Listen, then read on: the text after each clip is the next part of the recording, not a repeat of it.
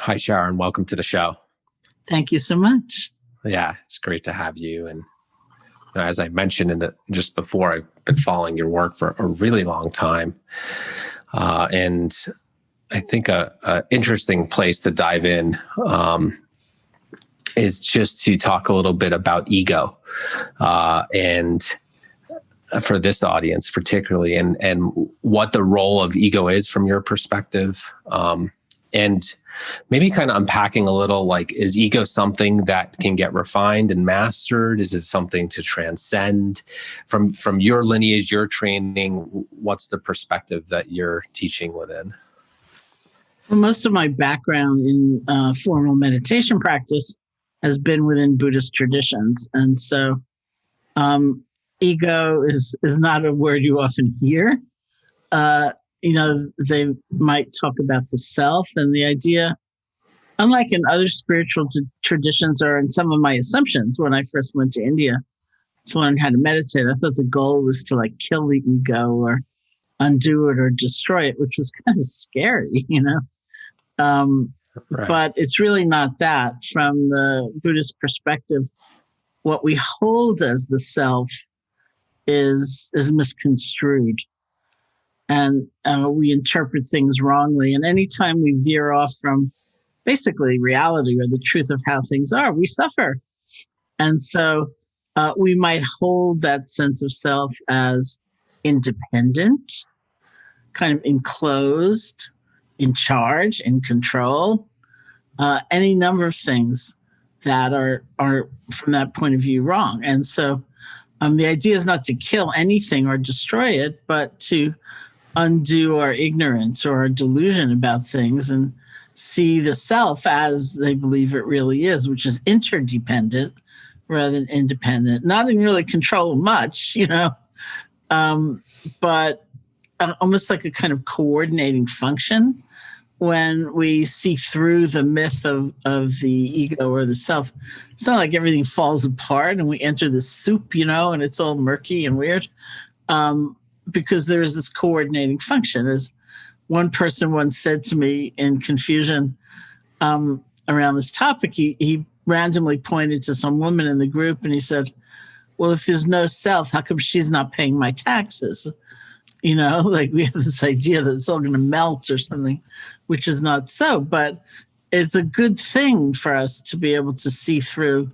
Well, even take one of them, the idea of being in control at all times. Well, guess what? Not so. And the more we insist on that, the more we suffer. Yeah. And so is self defined as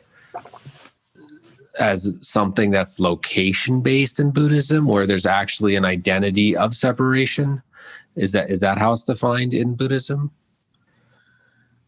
Is there an identity, a location-based identity? There, I would call it a function. It's like a mental function of coordination, of cohesion, because there is cohesion.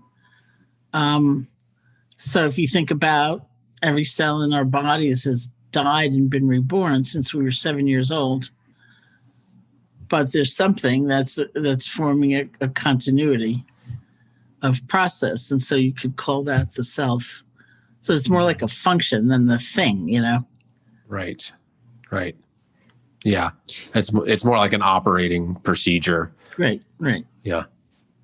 And is that function, Sharon, I'm curious from your experience with a vast experience of meditation, does it seem like that function is continuous, or would you say that it has the appearance of continuity? That are there gaps in terms of that cohesiveness?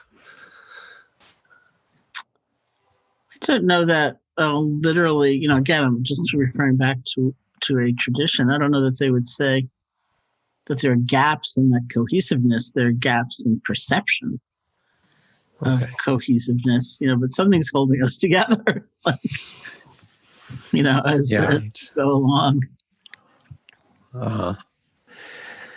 And what is the function of self in this function? What's the purpose of self from a Buddhist perspective? No one's ever asked me that question before. It's very interesting. I would say, its function is a necessary function. The sense of recognizing some amount of cause and effect, for example. That's what that cohesiveness through time allows us to do.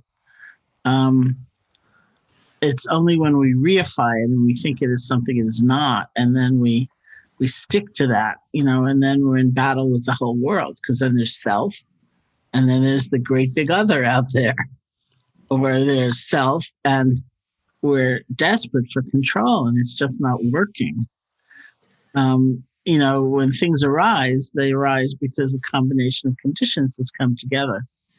It's like if we want lunch, you don't just say, poof, there's lunch, which would be nice. If there were like a little being inside who in control of everything, they could just dominate in that way. In order to have lunch, somebody has to have grown the food, and it has to be transported, and to be harvested and transported and sold to us. And maybe we need a job in order to be able to afford to buy the food. And maybe we need a car in order to get to work. And it's like all these conditions have to come together for lunch to appear. And that may be a kind of innocuous example, but if you think about a friend of yours who's suffering mightily, wouldn't we want to be able to just say, poof, cheer up, you're all fine now? But it's not like that. Life isn't like that. All these conditions need to come together for something to arise. So that doesn't mean we're helpless at all. We can certainly work to affect conditions, and we do. But the idea of somehow we're going to master it all, and we're going to dominate, and we're going to decide, this is the way it's going to be, it's just not true. And so as long as we don't kind of fall into those mistaken notions, then it's a much happier life. And does that not falling into mistaken notions, I assume that would develop over time with practice and through awareness and getting caught a whole lot. Would you, I'm curious your thoughts about the challenge of mindfulness off the cushion and the challenge on the cushion, and how they relate to each other.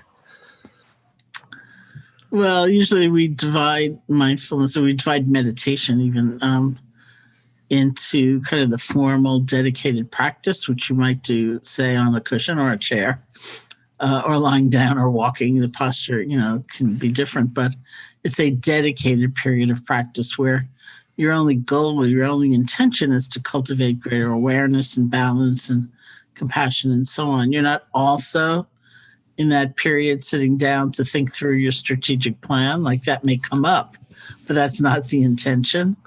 And then there's a whole other category, which I once heard this venerable old Tibetan Lama high up in the Himalayas call short moments many times, where we try to bring mindfulness to a daily activity, something that doesn't last that long each time we do it. But probably the most famous example of that is from Thich Nhat Hanh, who said, don't pick up your phone on the first ring, let it ring 3 times and breathe, and then you pick it up.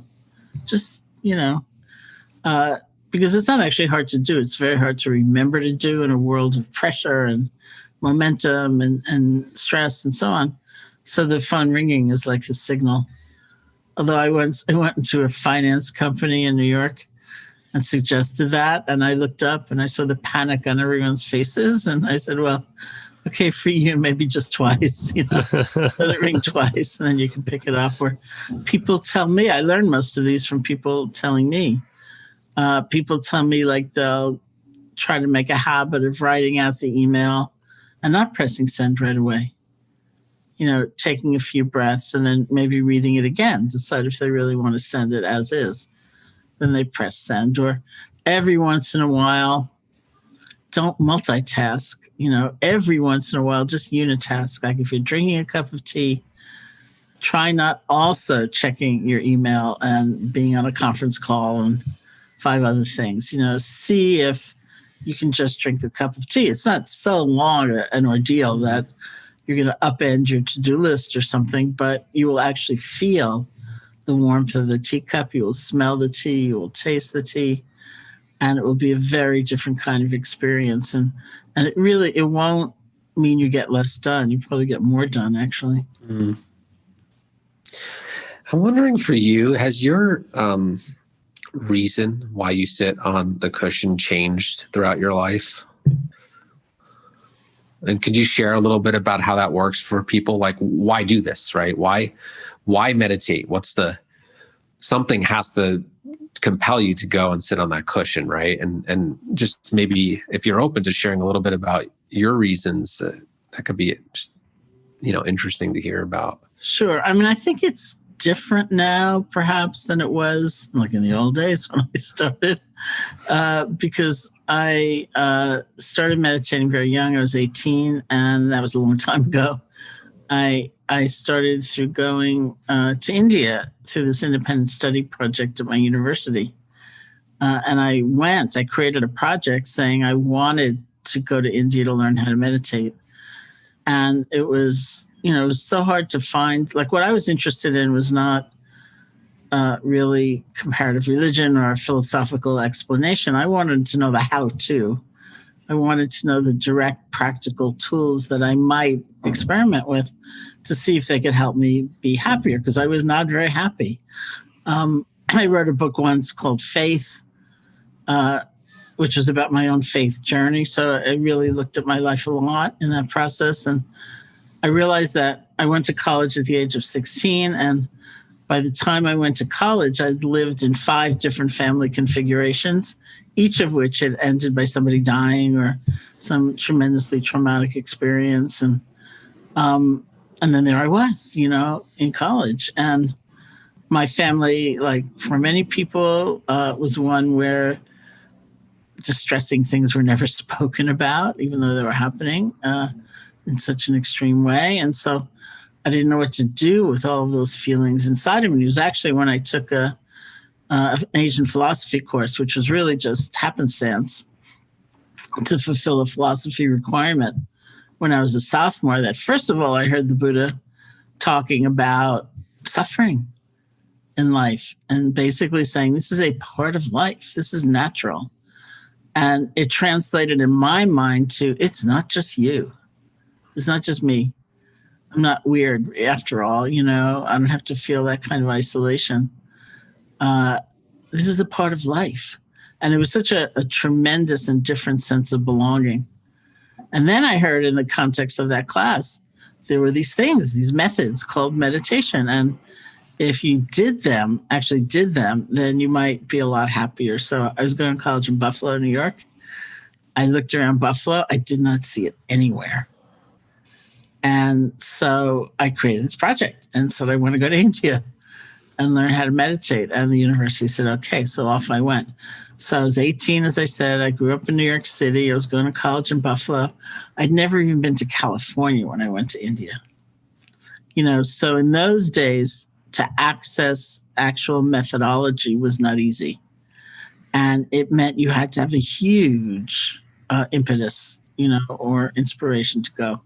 So for most of us, I think, who ended up in Asia in those days, that had a lot to do with having a lot of suffering in one's life and really trying to find some resolution, some other way of being.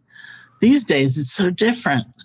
And we talk about this all the time. Not that I have, or anyone really has an understanding of it, but it's so much more accessible, the actual methods and good teachers and, a lot is much more readily available.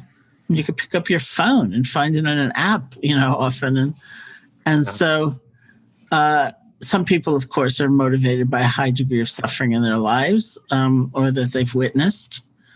I work a lot with so-called caregivers, people who are the international humanitarian aid workers, or these days, frontline medical personnel, or, there's a lot in one's personal or professional life that might give you that impulse. But people are also motivated by kind of intense curiosity or wanting to understand life in a deeper way, because you don't have to haul yourself to India, to try to find a method. And so it's different, I think, now, and intriguing, to kind of look at those differences. So I say, of course, there's still a certain number of people who just want to seek some greater peace of mind, and it's very personal. So in more direct answer to your question, like when I started out meditating, I wasn't really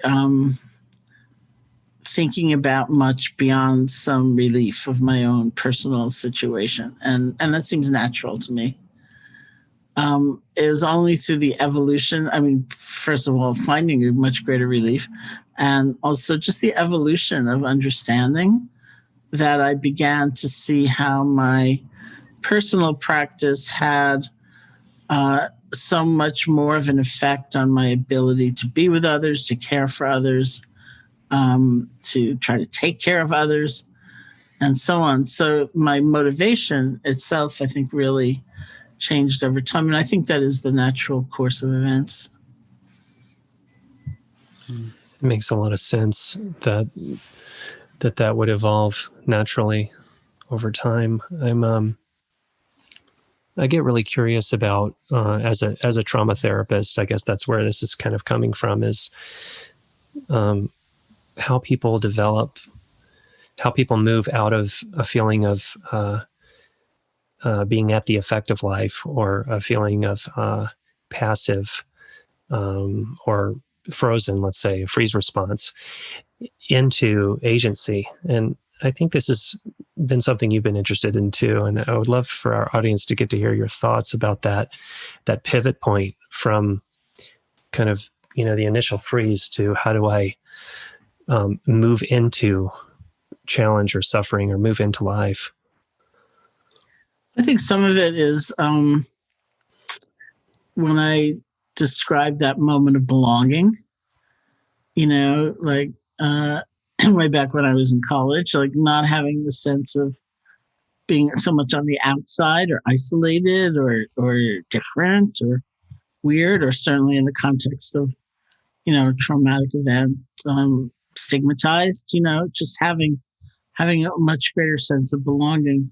And then finding ways that sometimes it's just sheer energy, that I wrote a book recently called Real Change. And in it, I described my great love for the Statue of Liberty. And I was very pleased. Somebody I was doing an interview with held up the book and said, "Do you realize the color of the cover is the same color as the Statue of Liberty?" And I was so happy because I'm like totally a fangirl. And I have all these like eraser material rubber replicas of the Statue of Liberty and all kinds of little tchotchkes. And clearly it's always been her sense of welcome and compassion. And you belong too, even you, that no one else wants. You can find a home here, even you. That has always meant the most to me. It was only when I was working on this book that I realized at a deeper level that she's a woman on the move. She has a leg up. She's actually mid-stride. And that is a model, that there's action here. That it's not just a passive state, like, hey, yeah, you're welcome.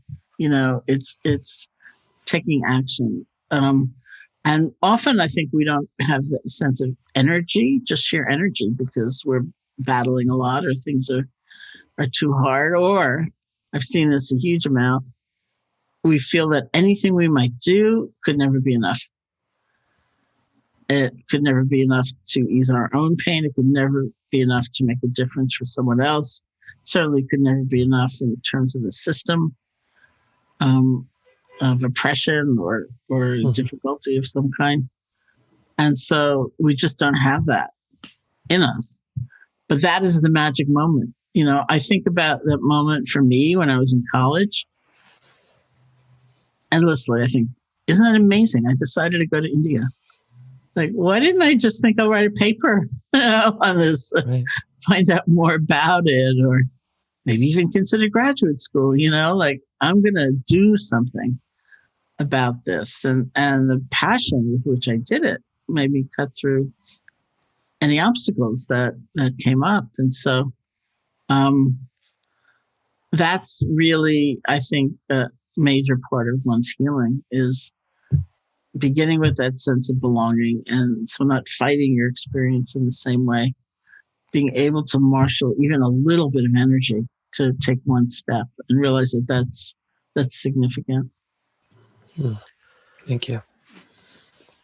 Yeah, what you're speaking to brings up for me the conversation of purpose and, what an individual's teachings and offerings are in the world, and how much is discovering that, being aligned with it, mobilizing around it. How important is that for fulfillment and for equanimity and, these types of experiences that we can have as humans? What are your thoughts on that around purpose, and how important is that for fulfillment?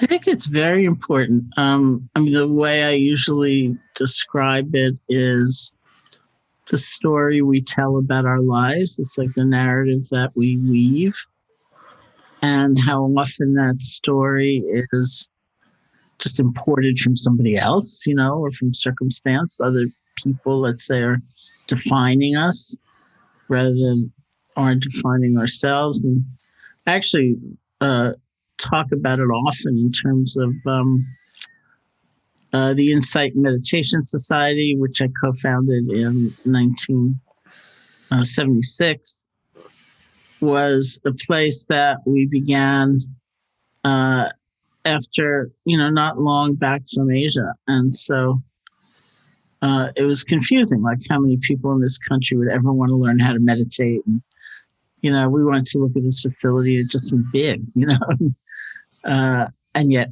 really good as a retreat center. So we went to downtown Barrie for lunch. And Barrie is a very conventional New England town with a town green. And in those days, there was a monument on the town green which had engraved upon it the Barrie town motto, which is tranquil and alert. So we took a look at that and decided, any town that has a motto like tranquil and alert should have a retreat center in it, because those are two qualities we talk about all the time in the development of meditation.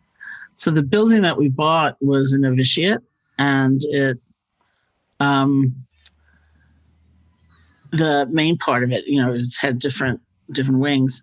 The main part of it was built as a private home by someone who at one point was the Lieutenant Governor of Massachusetts. His name was Colonel Gaston. It turned out that Colonel Gaston himself had a motto that he tried to live by, which was, you should live every day so you can look any damn man in the eye and tell him to go to hell. So when I read that, I instantly thought, I wonder how well he got along with his neighbors who were maybe going around trying to be tranquil and alert. But I like to tell those stories in juxtaposition, because I think we often do have a kind of theme about what our lives are about, what we're capable of, what our limitations are. And very often that theme or that story is pretty small compared to the truth, And so one of the things I think in any introspective process we do is we get to see that, and we get to see if we really want to expand that or re-language that, maybe not take on someone else's story so much, something like that. And then there's the moment by moment or day-to-day expression of it. If that story or that theme or that sense of purpose is not, sometimes it's too specific, like I want to make a lot of money, but really nobody wants a lot of money. People want what money symbolizes to them, leisure, safety, something. And then you might think, well, are there other ways perhaps that I could also achieve that feeling and not just have that one narrow kind of perspective? So if you have a sense of purpose or vision that's more like, I want to be a force for love in this world or good in this world, I want to help create some compassion, then every conversation figures into that as a possibility. I once was talking to somebody who was, she worked in a call-in center for complaining customers. And interestingly enough, I had just so recently been a complaining customer for something before I spoke to her. And she was radiant about her job. And I can't help but think it was perhaps not the job of her dreams, you know? But she said, I love everybody. I respect everybody. By the time they talk to me, they've already talked to 2 people. They're freaked out. I'm totally honest with everybody. I don't always find a way to help them. But if I say I'll get back to you at 2:00, I get back to you at 2:00. And I just looked at her and I thought, that was not my experience when I was a complaining customer. Mine was very different than that, you know? And so whatever her values were, whatever her idea was about her life, she was making it real in these, you know, kind of awkward and difficult conversations. Yeah, it seems especially important right now with how things are in the world and how many challenges we face. It seems like more than usual to me, anyway. That for people to find a way, you know, for us to support people to actually discover what those values and you know, that inner set of priorities. I think it seems to be a big theme in my work with people, that people have injected values, or they have like a set of internalized values from the culture or from the family, parents. And it seems like, to me, I'm curious your thoughts on this, but for us to work our way through these big challenges, it's going to be hard to do that if people are living inside of a self structure that's largely determined by internalized values. If our self structure is largely determined by internalized values that are not our own sort of fingerprint. Okay. Yeah, it's cultural or injected from our family. Yeah. No, I think that's really true, and that's part of self knowledge, you know, and learning how to pay attention even to some hard stuff, because it's all to the good that we see it more clearly, and the freedom is very real when we recognize that. It also, I think, makes it less personal in some way, you know, so you don't have to blame yourself so much or belittle yourself. It's just an understanding of like, oh yeah, I was taught to make this kind of assumption, or this was a strong conditioning that I imbibed. I never realized how much it was governing my choices, and now I can see. Then we're empowered by that. How do you frame mindfulness in action? And, you know, I think there's a lot of sometimes conversation around mindfulness in action would look a certain way or not look a certain way, like passivity versus agency and mobilization. And, you know, does mindfulness in action need to look any way? Like could someone be mindful and behaving any which way? And, you know, what does this actually look like off the cushion when we're actually being mindful? I think somewhere in between everything that you said. You know? I don't think it's passive, you know, or resigned or apathetic. I think that's part of the problem with language. I mean, mindfulness can be defined lots and lots of different ways. But part of the problem for us, the way it's often defined in English, not incorrectly, I think those are correct, but they carry certain assumptions for us with them. Like mindfulness is accepting things the way that they are. So what does accepting mean? Or mindfulness means being with our experience without judgment. Well, does that mean you just sit there, you know, like you can't differentiate one thing from another? It sounds like that to us. Like once I was leading a sitting somewhere, and very often, even if we're doing something mainly like paying attention to the feeling of the breath as the body of the meditation, very often we might start just by listening to sound, because it's a way of relaxing and creating more open awareness and so on. So I'd gotten only as far as that part of the instruction, like let's sit and listen to sound. And somebody raised his hand and said, well, what if it's the sound of the smoke alarm I hear going off? Should I sit here mindfully, knowing the smoke alarm is going off, or should I get up? And I said, I'd get up, But it sounds that way, right? We're going to accept things the way that they are. Yeah, there's a smoke alarm, no judgment. But it doesn't really mean that kind of passivity at all. We have feelings, we have responses, we take action. Hopefully the action that we take is not driven by habits we don't even realize. It's like, my favorite example is when we feel irate, impatient, angry, and we don't even realize it. We go off to the computer and type out the email and press send. And then, sometime later you go, whoops, did I say that with a certain amount of hostility? Am I likely to get what I want? And in the olden days of email, just such a funny thing to say, if you were on AOL as your server and the recipient of your nasty, hostile email was also on AOL and had not yet received it, there was this magic button you could press called unsend.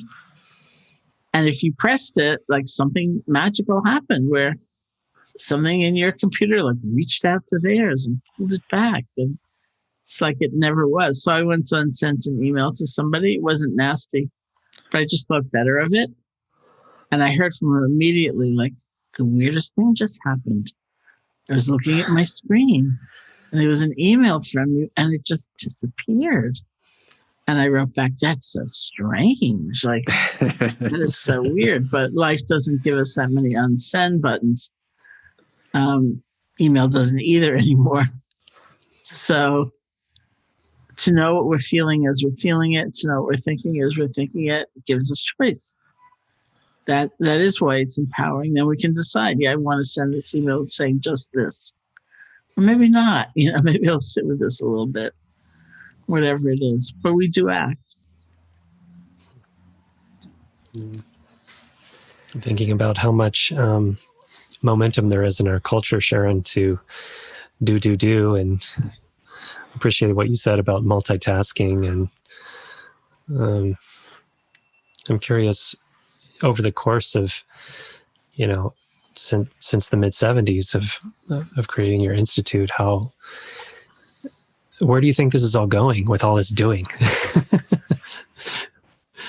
Well, we've largely been, not totally, but in many ways, we've been brought to some kind of stop, Right. We're still doing and working, and also working outside the home and doing all kinds of things. But a lot of the things we used to do, we can't do right now. It's sort of interesting. There's actually a word I learned, anthropause, like the earth is quieter. Mm-hmm. It's a good word. I like that. Anthropause. Yeah. I've definitely seen quite a bit of appreciation happening right now for less opportunity to do. People in their gardens more, people with their families more, people cooking their own meals more, opportunities for presence. Yeah. I have a little bit of a technical question around meditation, somewhat technical.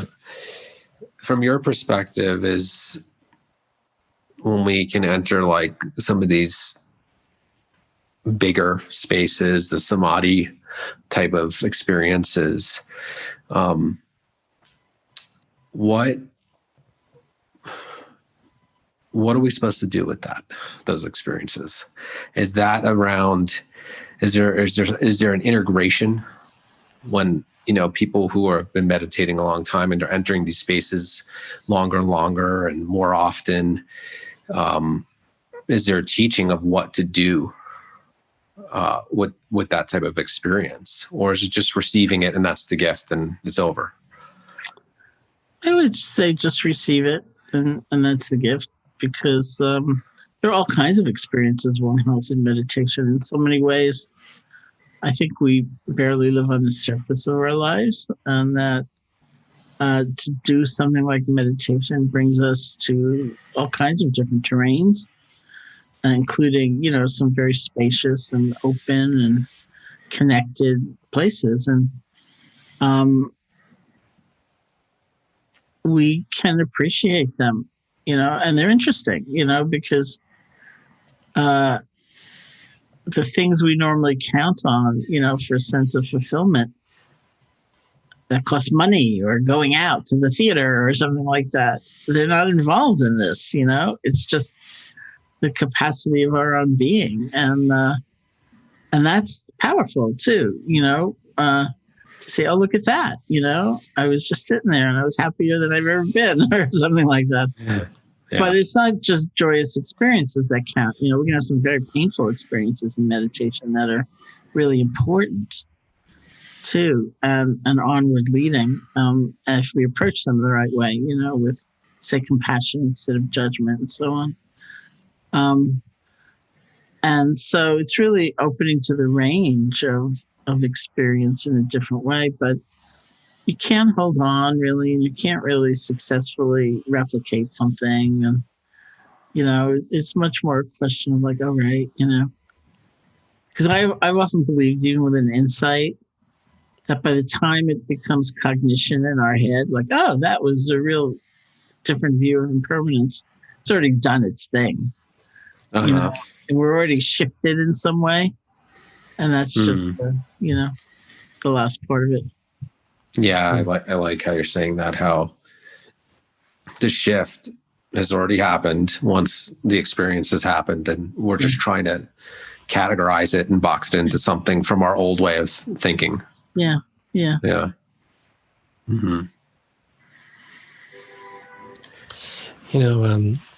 Another thing that comes through is the depth of your experience over the years, Sharon, with teaching so many students and sitting with so many students. And I think one of the things that's happened over the last couple of decades is a much bigger awareness of trauma and the role of trauma. And I'm wondering how that increasing presence of understanding trauma has impacted your teaching, and how you work with people. Yeah, I mean, I think in several different ways it's had a big impact. One is, my original teaching in this country was all just open retreats, so all kinds of people came, with all kinds of different backgrounds and experiences. And somebody once said to me, I don't think it was about me, it was about one of my colleagues, in a kind of chastising voice. She said, there's always trauma in the room. It's like kind of time you woke up to that.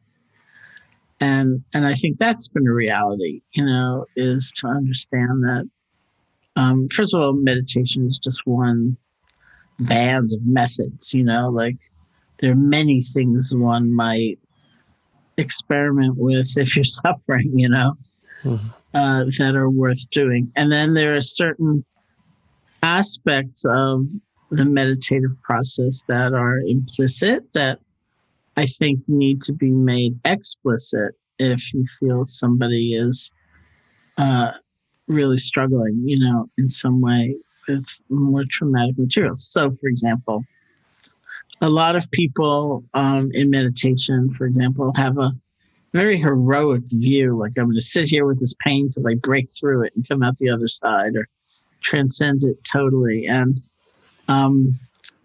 we once brought a Burmese meditation master, his name was Sayadaw Pandita, to IMS to teach a 3-month retreat. This was in 1984.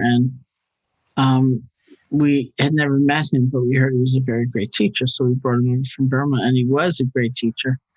And he was also like fierce and intense and demanding. And I was sitting at that retreat with him. And one day he was doing a question and answer session in the hall. And someone asked, how long should I pay attention to physical pain before I move my attention to something that's easier? So that might mean listening to sound. It might mean something easier in your body. It might mean doing loving kindness meditation, something like that. And it's a very interesting question because we use physical pain as a model for emotional pain, for heartache, for disappointment, whatever it is. So I thought, given his personality, U Pandita was going to say you should be with the pain till you fall over. Mm-hmm. And to my astonishment, he didn't. He said, don't be with it for very long. He said, be with the pain, move your attention to something that's easier to be with. Go back to the pain, move away from it again. He said, it's not wrong to just be with the pain, be with the pain, be with the pain, but you'll likely get exhausted.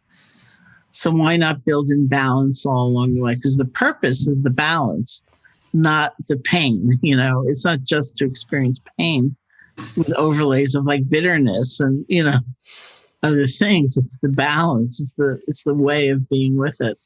So I was sitting there in the hall and I thought, I almost fell over. I thought, if those words are really coming out of his mouth, it must really be true. Right.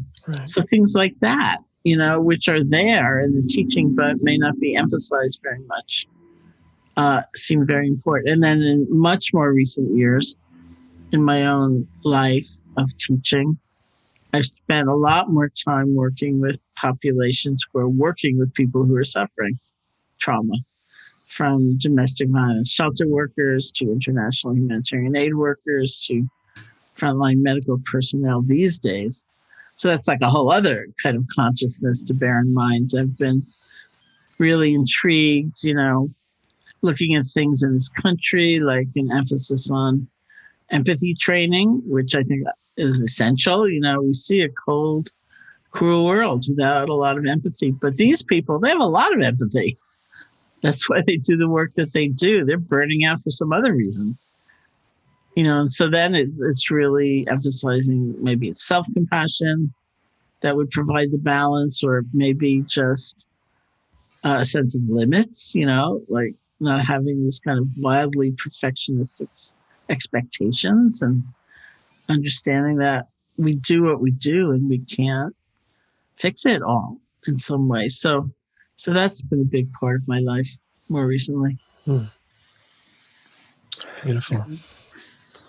It's amazing that or the teachings and that teacher specifically was onto this concept of pendulation in trauma therapy that's only really been being worked in the last couple decades, if that, of just moving between a more resourced experience and then leaning back in to the more disorganized, challenged experience. It's just amazing that that's there. It's like rediscovering wisdom. Yeah. And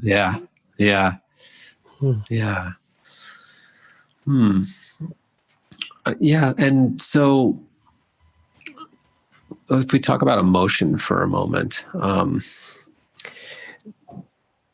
how do you frame emotion in terms of, do you speak about it in terms of emotion that arises and goes away, chronic emotion, and what is that? Like how are you framing emotion in your teachings, and what is it? And yeah, just curious there, because that's obviously a big topic in the psychotherapy field. Is, you know, what is emotion? What's healthy? When are we on a path to emotion kind of ruining us, so to speak? And yeah, I don't know that the emphasis in the teaching is so much on the emotion, but on the relationship to the emotion. Because mindfulness is sometimes described as a middle place where one extreme would be being overcome, say, by the emotion and defined by it, just submerged in it. The other extreme would be disliking it and trying to push it away and make it go away. And then you have mindfulness in the middle where you can connect fully to what's going on, but you're not really sucked into it in the same way. That's where the choice comes in. And also that's where the insight comes in. It's like if you this would be a very classic thing to say. If you sit and look at anger, for example, not adding to it, I'm the angriest person in the world and it's only me, or this is all I ever feel, or this is disgraceful.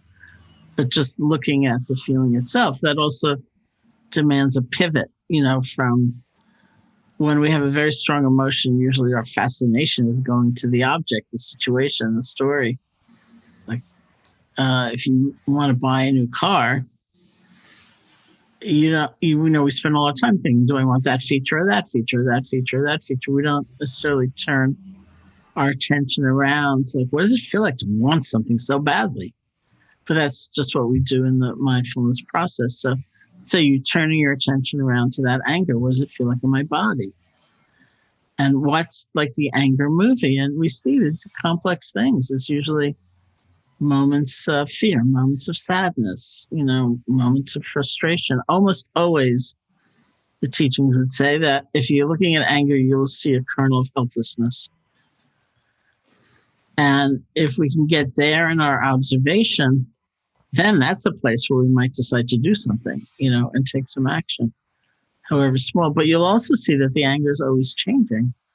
These states come up and sometimes they terrify us because they seem so permanent, and indelible and kind of inflexible. But when you look at it, actually, look at that. It's coming and going like everything else.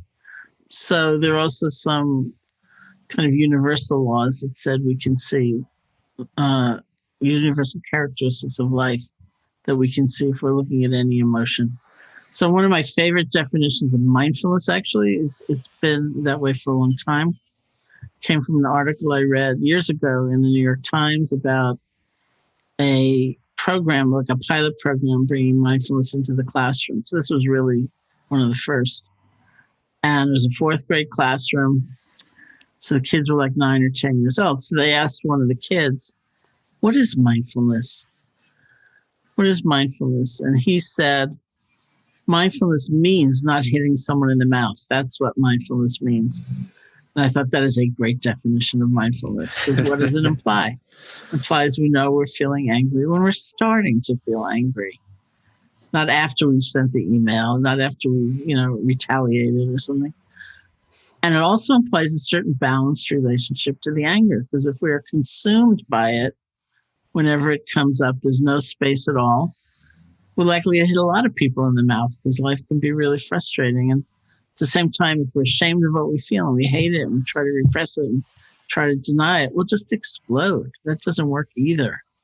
And so we want that place in the middle that can fully connect to the emotion with enough space so that, I like to think of that kid thinking, hit someone in the mouth last week, didn't work out that well. Maybe I'll try this. And I actually put this story in my book, my latest book, and actually my previous book, because I like the story so much, about these friends, the Holistic Life Foundation, which is a group of people bringing mindfulness and yoga to inner city classrooms in Baltimore. And they told me this story about this young girl who was like 8 years old and was always getting into trouble because she was always like fighting and knocking people out. And the kids were mean to her and they were teasing her. And there was a lot of provocation, but she was the one always getting into trouble. So they taught her how to meditate. One day they walked into the gymnasium or some public place, and she had this little girl up against the wall, holding her by the throat. And then she looked at her and said, "You're just lucky I know how to meditate." She dropped her, went sat in the corner. It works. It works. Yeah. It works. Yeah. Yeah, that's so fascinating. If we circle back to trauma conversation again, we're just in that conversation so often, and in this concept of intergenerational trauma being passed through generations. And what are your thoughts on? Maybe this even brings in the conversation of reincarnation on some level, which is, what are your thoughts about the energies and the suffering that we are actively relating to in ourselves? And obviously in the world of psychotherapy, we're often making stories, right, about what things are and trying to make better stories. And but from your perspective, how much does it matter, first of all, if things have been passed down previous to this lifetime? Does it matter that we know that that happened? That's one part of the question. And then I guess the second part is just your thoughts right now on just these concepts: intergenerational trauma, reincarnation, what your current thinking at this point in your practice, in your meditation practice. What are your thoughts on these things? Well, in the Buddhist tradition, they tend to call it rebirth, although sometimes reincarnation. But all of my teachers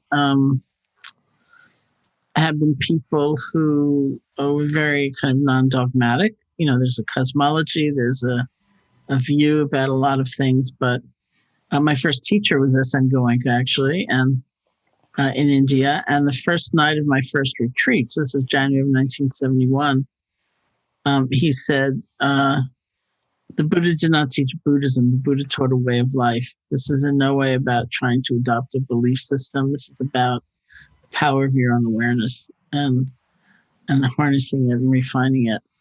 Then I had a teacher named Munindra, and he was asked once about rebirth, because in that cosmology, it's not just rebirth as a human. There are these different realms of existence, and we're said to cycle around, like maybe you're a grasshopper in your last life, and that you're a person, you're a psychologist, it could be anything in the next life.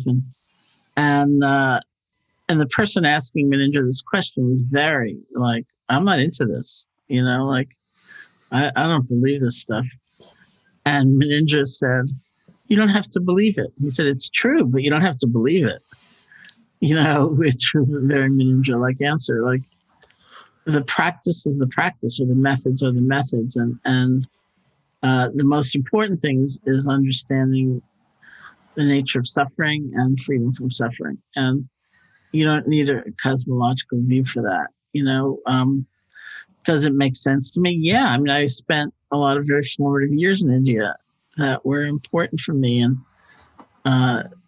saw a lot of things or heard a lot of things that were not the same as when I was growing up, when I was 18, and they do make a lot of sense to me, and I would be more likely to agree than not. That I think that's true. Is it important to know? I don't think it's ever really possible to know, and it depends on how one uses intuition or something like that. I mean, this is where Munindra's answer, I think, was great, because we can fight a lot about different systems of thought. And it's hard to know how much we've actually experienced ourselves. And